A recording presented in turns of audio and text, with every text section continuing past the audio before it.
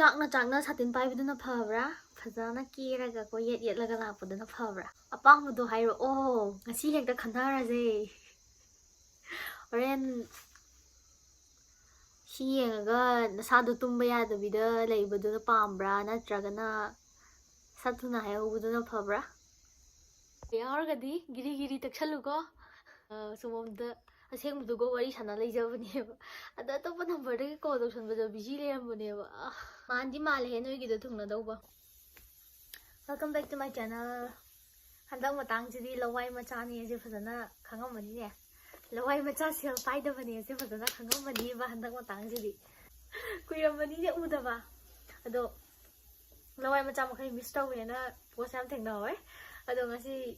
ꯃꯤꯁ ꯇꯧꯗꯅꯕ ꯚꯤꯗꯤꯑꯣ ꯊꯥꯒꯠꯂꯛꯏꯅꯦ ꯚꯤꯗꯤꯑꯣꯁꯦ ꯍꯧꯗ꯭ꯔꯤꯀꯥꯟꯗ ꯑꯩꯒꯤ skin care routine ꯑꯃ ꯍꯥꯏꯔꯝꯒꯦ ꯇꯧꯕꯅꯦꯕꯀꯣ ꯍꯟꯗꯛ ꯃꯇꯥꯡꯗ ꯑꯩꯅ ꯁꯤꯖꯤꯟꯅꯕ Marco 30% AHA plus 2% BHA peeling solution. Products are all fragrance free. Every time you buy from them, Dermaco will link your order to a child that they help educate along with Bhumi. They have pledged 10,000 students across the year. This serum is an exfoliating solution for all skin types for a glowy skin. Say tairaba matungda ising ayingbana 10 minutes lairaba matungda tathokadabanebako. Aikoigi skin da glow lakhanbada mateng yamna pangi. Aina sise hapta amagi manungda nungdangda amtang sizinagadabanebako. 20% off fangnabagidamagta sigi coupon ko sisinabiyo. Dermaco gi 30% AHA plus 2% BHA peeling solution. Amazon, Nykaa, Flipkart ta loina fangbigani. Tawbiyo aduga adum moigi link tuda changaga adum leiba yarnebako.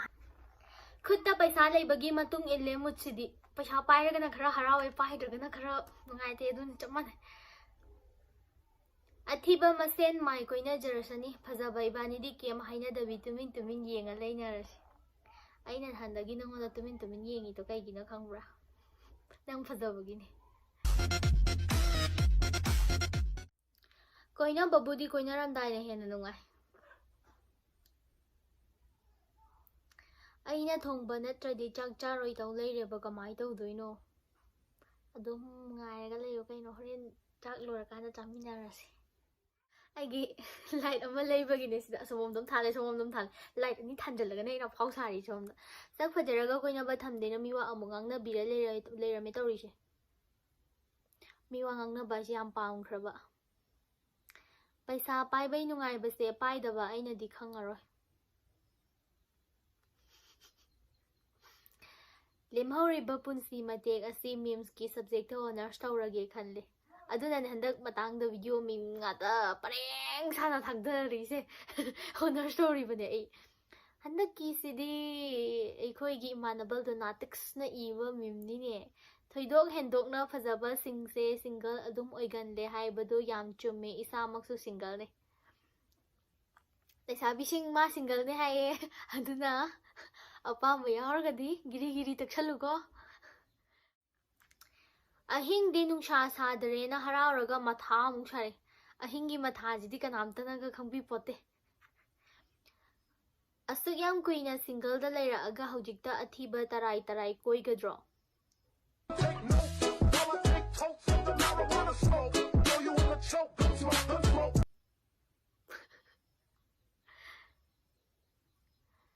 Mingonde wifi ngahak samaga Imphal machane haibadi yaroye lawai macha.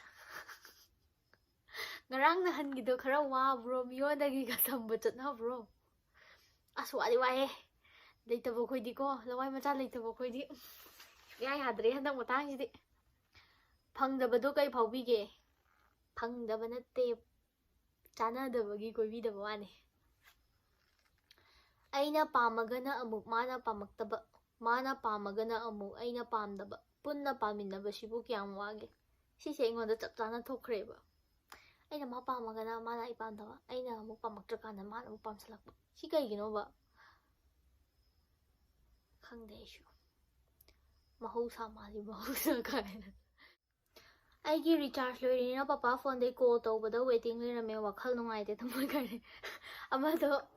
balance yaudramnina call se tawidramnina nungaina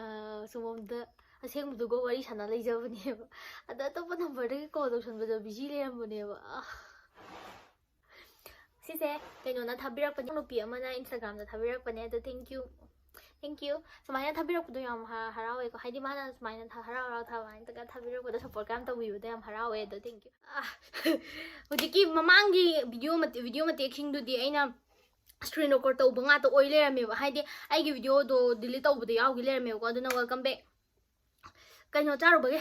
habi do charubage morok to saiba habi do yang kukta sumai suru ko in thambam de haiba do sigumba ani lebne ko ama loi thokre sem gada ngai ba ko tharo poina mim adum like pa dun ado ngasi gi haidi mamangi aina video oibane ko hojiki video da aduga ne kaino tawraba aina semjikanda mang thokre ba video do aina soidana mangi be nati soidana kak thokre ba ko morok sae soidana kak thokre adu do aduna upale tabagi adum record to ina adi youtube da aina kaino tawraga private thamaga thagat pani ba ko aduga mang khamni record amu adudagi mu download tawraga record tawraga semini ba ko do ina pigi phone do ma chu hi da ha bi chali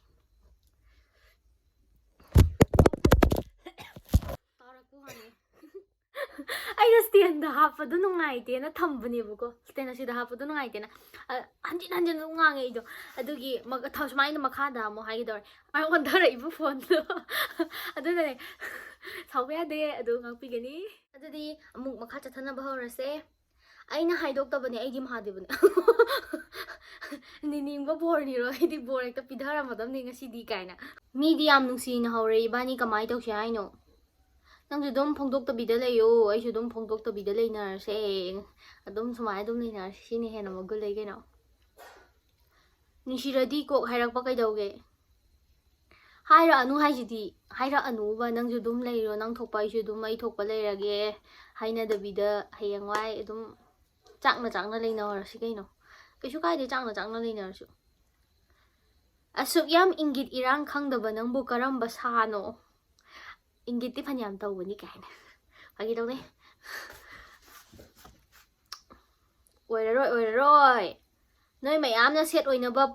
phanyam sila asu ai fine thidokani seti sungoi oiroi aduna ne aina dum nokphet adum tawra leje ai fine thidokhreba khangbra aduna ne ai lohongba numita lemna bor oige haibra natragana satin paige haibra apamdo hekta hayuni hekta ohendori baidi nakanda changna satin pai biduna phabra phajana ko yet paduna phabra apamdo khalu hadi ngasai gai ai gi mayek sing da video se loi fo ying birok pagi damak mayam bu haninga leitena thakachari ayeng ba mi bu haninga leitena thakachari adu kaino mai gi hadi hodi sakthi photo tharapagi ke sanga complain dong no bada do maina comment thi ngang ba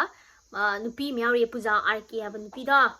nang na thi ngang thade ngasi kem haira madang na sum mi onda sidha doi le ngai do ai ngasi ai radi nang na video thagali khudingi comment dum mi sidha doi le raga ngai ba nang budi nang hairam de ke shu khangoi ba nang se kana no ke shu khangoi ba ming chi ju sumaina ngasi hairai sumaina khangoi ba do nang na dum dumaina tawraga ngai ga leiramni na nupa nupi ro su khangde ne khangde nupa ore nupi am oijaning bada machin am kanba natragana nupi oiraga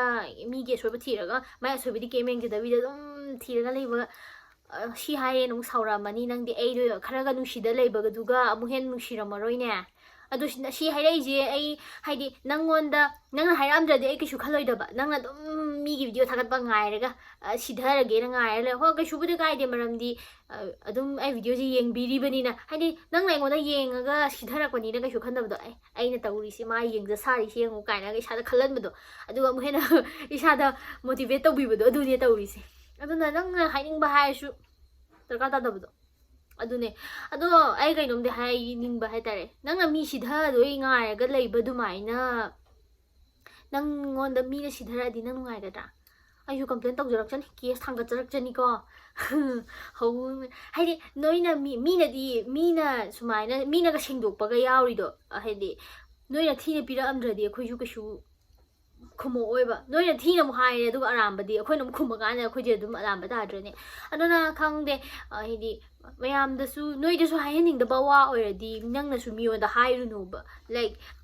ꯅꯪꯉꯣꯟꯗ ꯑꯁ ꯑꯗꯨ ꯇꯧꯋꯦ ꯇꯧꯗꯦ ꯈꯣꯠꯇꯦꯅ ꯅꯪꯉꯣꯟꯗ ꯃꯤꯅ ꯅꯪꯉꯣꯟꯗ ꯍꯥꯏꯔꯛꯄꯗ ꯅꯨꯡꯉꯥꯏꯔꯣꯏꯗꯕ ꯋꯥꯗꯣ ꯑꯣꯏꯔꯗꯤ ꯅꯪꯅꯁꯨ ꯃꯤꯉꯣꯟꯗꯨꯗ ꯍꯥꯏꯕꯤꯔꯨꯔꯅꯨ ꯑꯩꯒꯤ ꯍꯥꯏꯕꯕꯨ ꯍꯥꯏꯗꯤ ꯆꯝꯅ ꯑꯗꯨꯝ ꯍꯤꯡꯃꯤꯟꯅꯁꯦ ꯑꯩꯈꯣꯏꯁꯨ ꯏꯟꯇꯔꯇꯦꯟ ꯇꯧꯅꯕ ꯚꯤꯗꯤꯑꯣꯁꯦ ꯅꯠꯇꯕ ꯏꯟꯇꯔꯇꯦꯟ ꯇꯧꯕ ꯄ꯭ꯂꯁ ꯑꯩꯈꯣꯏꯁꯨ ꯑꯩꯈꯣꯏꯒꯤ ꯁꯥꯏꯠ ꯏꯟꯀꯝ ꯑꯣꯏꯖꯔꯤꯅꯤ ꯁꯨꯃꯥꯏꯅ ꯌꯨꯇ꯭ꯌꯨꯕꯇꯒꯤ ꯁꯨꯃꯥꯏꯅ ꯇꯧꯖꯕꯁꯤꯅꯀꯣ ꯑꯗꯨ ꯍꯥꯏꯗꯤ ꯁꯞꯄꯣꯔꯠ ꯇꯧꯃꯤꯟꯅꯁꯦ ꯍꯥꯏꯕꯅꯤ ꯇꯧꯕꯤꯌꯨ ꯍꯥꯏꯕꯅꯤꯗ ꯍꯥꯏꯗꯤ ꯑꯇꯩ ꯑꯇꯩꯒꯤꯗꯤ ꯁꯤꯊꯅꯉꯥꯏ ꯉꯥꯏꯔꯒ ꯂꯩꯇꯦꯕ ꯑꯗꯣ ꯑꯩꯈꯣꯏꯒꯤꯗꯤ ꯌꯥꯝ ꯁꯤꯊꯔꯒ ꯇꯧꯔꯤ ꯊꯕꯛꯇꯣ ꯁꯤꯊꯔꯒ ꯉꯥꯏꯔꯒ ꯂꯩꯕꯩ ꯇꯥꯏꯞꯇ ꯁꯨꯝ ꯇꯧꯁꯟꯕꯩ ꯇꯥꯏꯞꯇ ꯁꯨꯝ ꯈꯜꯍꯟꯗ꯭ꯔꯦꯅꯦ ꯑꯩꯈꯣꯏꯗ ꯍꯥꯏꯗꯤ ꯃꯤ ꯑꯗꯨꯏꯁꯨ ꯀꯩꯁꯨ ꯀꯥꯏꯗꯦ ꯑꯗꯣ ꯉꯁꯤꯒꯤꯗꯤ ꯚꯤꯗꯤꯑꯣꯁꯦ ꯃꯇꯥꯡ ꯁ꯭ꯋꯥꯏꯁꯤꯗ ꯂꯣꯏꯁꯤꯟꯖꯔꯒꯦ ꯃꯌꯥꯝꯁꯨ ꯋꯥꯔꯝꯃꯅꯤ ꯑꯩꯒꯤ ꯚꯤꯗꯤꯑꯣꯁꯦ ꯌꯦꯡꯕꯗ ꯆꯥꯅꯕ ꯆꯥ ꯈꯔ ꯂꯣꯜꯂꯛꯑꯒ ꯅꯣꯡꯃ ꯄꯨꯂꯞ ꯊꯛꯃꯤꯟꯅꯔꯁꯤ ꯃꯤꯃꯤ ꯁꯤꯡꯖꯨ ꯑꯃꯒ ꯇꯣꯠꯂꯒ ꯅꯣꯡꯃ ꯑꯩꯒꯤ ꯅꯨꯡꯁꯤꯖꯔꯕ ꯚꯤꯗꯤꯑꯣ ꯌꯦꯡꯕꯤꯔꯤꯕ ꯃꯌꯥꯝ ꯅꯣꯡꯃ ꯑꯇꯩ ꯌꯥꯝ ꯇꯥꯡꯕ ꯆꯥꯕ ꯉꯝꯃꯤꯟꯅꯗ꯭ꯔꯁꯨ ꯃꯤꯃꯤ ꯁꯤꯡꯖꯨ ꯑꯃꯒ ꯆꯉꯥꯡ ꯑꯃꯒ ꯑꯗꯣ ꯁꯤꯡꯖꯨ ꯑꯗꯨꯃꯥꯏꯅ ꯇꯣꯠꯂꯒ ꯆꯥꯃꯤꯟꯅꯔꯁꯤ ꯑꯗꯣ ꯌꯥꯝꯗꯤ ꯍꯥꯎꯕꯅꯦ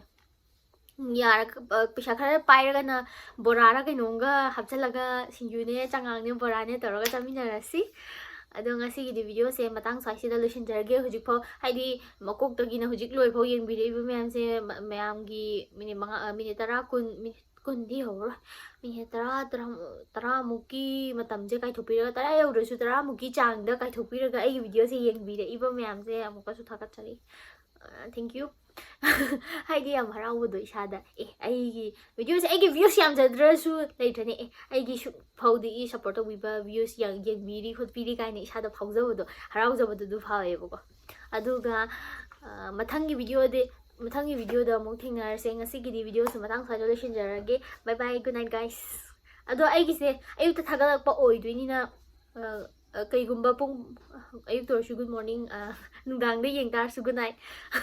ꯍꯥꯏꯗꯤ ꯑꯃ ꯍꯦꯛꯇ ꯆꯥꯟꯅꯍꯟꯕꯗꯣ ꯅꯨꯡꯊꯤꯟꯗ ꯌꯦꯡꯉꯁꯨ ꯏꯚꯤꯅꯤꯡꯗ ꯌꯦꯡꯉꯁꯨ ꯑꯗꯣ ꯉꯁꯤꯒꯤ ꯚꯤꯗꯤꯑꯣꯁꯦ ꯃꯇꯥꯡ ꯁ꯭ꯋꯥꯏꯗ ꯂꯣꯏꯁꯤꯟꯖꯔꯒꯦ ꯕꯥꯏ ꯑꯗꯣ ꯃꯌꯥꯝꯁꯨ ꯇꯦꯛꯇ ꯀꯥꯏꯗꯅ ꯅꯨꯡꯉꯥꯏꯅ ꯑꯅꯥ ꯑꯌꯦꯛ ꯌꯥꯎꯗꯅ ꯂꯩꯃꯤꯟꯅꯁꯤ ꯍꯥꯏꯗꯤ ꯀꯃꯦꯟꯇ ꯁꯤꯙꯅꯗꯣꯏ ꯁꯔꯨꯛ ꯅꯨꯡꯁꯤꯅ ꯂꯩꯃꯤꯟꯅꯁꯤ ꯍꯥꯏꯕꯅꯤꯗ ꯑꯩꯅ ꯍꯥꯏꯁꯦ ꯑꯇꯩ ꯀꯩꯝ ꯍꯥꯏꯕ ꯅꯠꯇꯦ ꯍꯥꯏꯗꯤ ꯃꯥꯅ ꯁꯨꯃꯥꯏꯅ ꯇꯧꯔꯤꯁꯤ ꯍꯥꯏꯗꯤ ꯐꯅ ꯈꯟꯗꯣꯛꯄꯗꯣ ꯈꯟꯗꯣꯛꯃꯤꯟꯅꯁꯦꯕ ꯍꯥꯏꯗꯤ ꯈꯪꯗꯦ ꯑꯗꯨ ꯐꯠꯇꯅ ꯈꯟꯕ ꯍꯥꯏꯁꯤꯗꯤ ꯍꯣꯏ ꯍꯦꯛ ꯇꯧꯕꯒ ꯐꯠꯇꯅ ꯍꯥꯟꯅ ꯈꯟꯕ ꯍꯥꯏꯁꯤꯗꯤ ꯑꯩꯈꯣꯏꯒꯤ ꯍꯧꯅꯁꯥꯅꯤ ꯑꯗꯨꯁꯨ ꯎꯄꯥꯏ ꯂꯩꯇꯦ ꯍꯥꯏꯗꯤ ꯑꯩꯅ ꯐꯅꯌꯥꯝ ꯐꯅ ꯊꯕꯛ ꯇꯧꯔꯁꯨ ꯍꯥꯏꯗꯤ ꯃꯤꯗꯨꯅ ꯐꯠꯇꯅ ꯈꯟꯕꯤꯔꯗꯤ ꯑꯩꯅ ꯐꯅꯌꯥꯝ ꯑꯐꯕ ꯇꯧꯔꯁꯨ ꯐꯅꯌꯥꯝ